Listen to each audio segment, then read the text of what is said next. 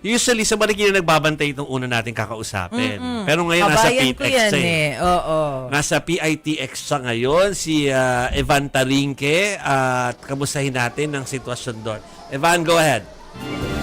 Yes, City Joby Maceno. Kung ikukumpara nga natin yung mga dami ng tao dito sa PITX kung kahapon, di hamak na mas marami yung mga pasahero dito ngayon. No? Pero ngayon, makikita nyo sa akin, Grant, ikot po kayo saglit. No? Pakita lang natin yung current situation dito.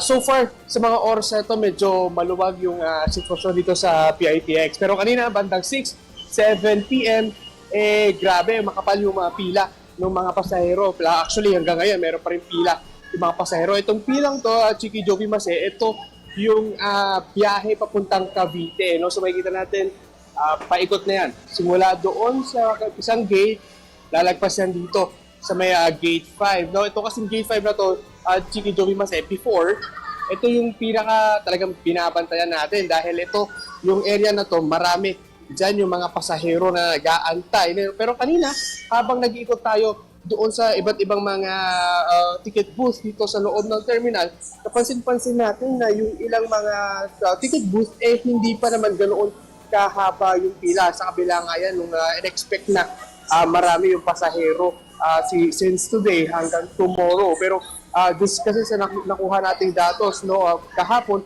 is more than 80% yung fully booked na mga biyahe, pero dahil nga expect na may dadagsa yung mga pasahero ngayon, nagdagdag ng additional 15 buses yung pamunuan ng PITX para nga makuha or masustain yung demand ng mga pasahero ngayon. Pero aside from that, Chief Joey Mase, kanina umaga nagkaroon tayo ng confirmation na merong tatlong bus driver na nagpositibo sa illegal na droga. Pero pagkatapos yan, i-check muna, dadaan muna sa confirmatory test bago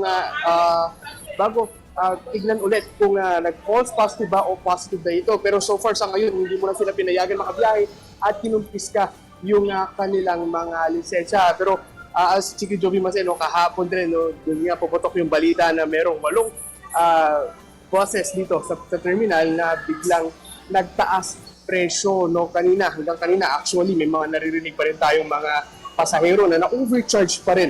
No, sa kabila nga yan na merong show cause order na yung mga bus companies na ito na pinagpapaliwanag sila in 10 days at meron nga silang hearing on April 23. No?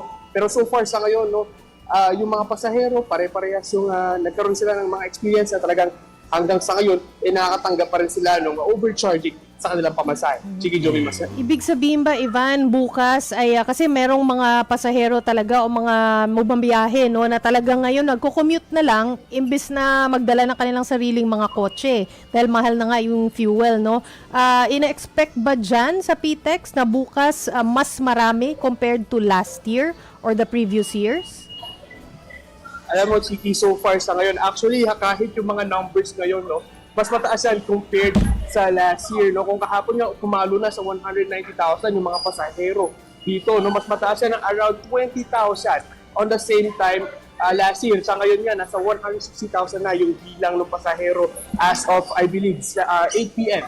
yung last na update sa atin. No? So expected nila na mas marami mga pasahero this year, lalo na yung ilang mga pasahero nga, mas pinili nila sumakay ng bus. Dahil napakamahal nga kasi nung mga produktong petrolyo. Actually, yung ilang mga nakausap natin kanina, ilang taon na raw sila bago makasakay muli ng bus. Dahil the previous years, mas convenient daw talaga kasi magdala ng sasakyan.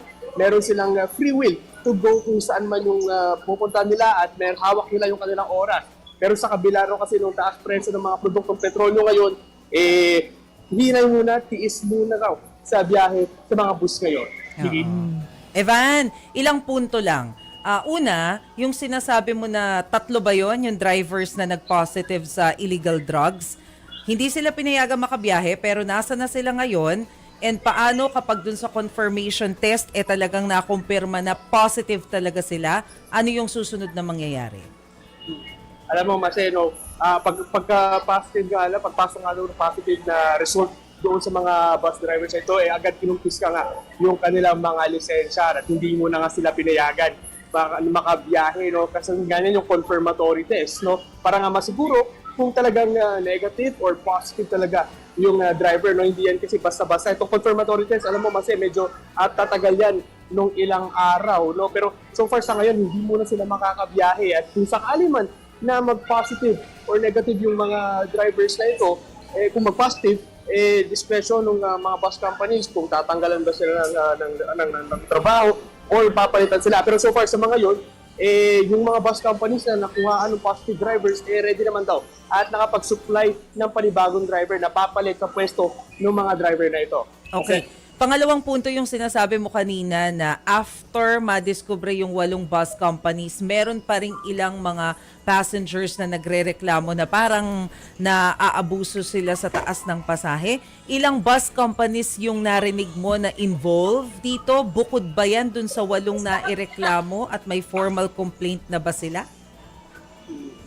Saka yun, yung waiting tayo doon sa official na reklamo. Pero kanina, nung nag-ikot tayo, no, yung bukod doon sa 8 bus companies, meron pa tayo nakuhang 2 pa na other bus companies na niningil ng overcharging. Nasa 200 pesos yung kanilang overcharge doon sa regular fare na kanilang from last year. Pero sa ngayon kasi, Joey Mase, waiting tayo kung ano mangyayari. Dahil usually kasi ang nangyayari, itong mga pasaherong to, ire-report yan dito sa pamunuan ng terminal at yung pamunuan ng mga terminal, yung lalapit sa LTFRB at ire-report sa kanila na itong bus company ito nag-overcharge. Pero sa oras nga na mapatunayan yung mga ganyang aligasyon, chances are magmumulta or magbabayad or kahit na masuspend yung prangkisa ng mga bus companies na ito. Kasi Sana mabalik din yung extra bayad na pinabayad sa mga pasahero. Malaki din yun O 1 meal, 2 meal din yun. Okay. Thank you, Evan, for that report. Yan po Salamat, si Evan. Evan Tarinque, ang ating mobile journalist.